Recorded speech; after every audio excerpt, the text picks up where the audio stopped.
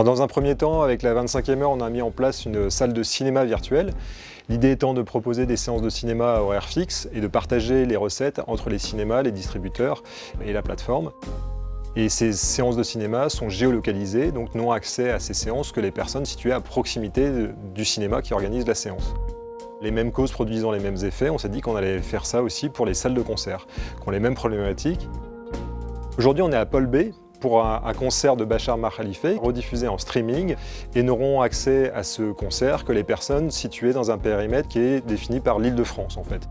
Donc ils vont pouvoir avoir accès depuis leur ordinateur, depuis chez eux, à ce concert, et les recettes vont être partagées entre la salle de concert, le producteur de l'événement et puis la plateforme.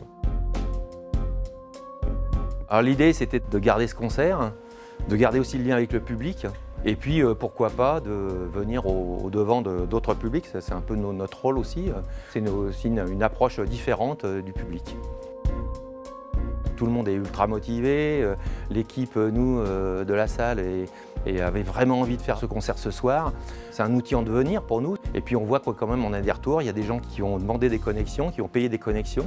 Ce soir, dans tout le Liban, il y aura des gens qui vont venir virtuellement à Massy, à Paul B, voir le concert de Bachar Mar Khalifa.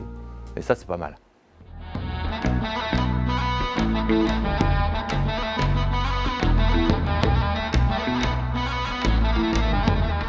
Pour mettre ce dispositif en place, c'est assez simple, il suffit de nous contacter. On fait venir une équipe sur place, ou la salle d'ailleurs peut avoir sa propre équipe qui s'occupe de la captation.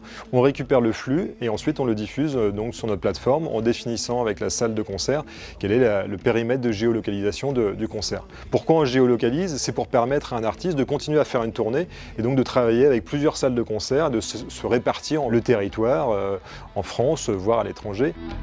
L'idée au moment de la réouverture des salles de concert, c'est de permettre de faire des concerts hybrides. Donc l'événement a effectivement lieu dans la salle de concert et en parallèle, des personnes situées à proximité de la salle vont pouvoir se connecter, ce qui permettra à la salle de faire des recettes complémentaires avec des publics potentiellement empêchés de venir dans la salle pour tout un tas de raisons.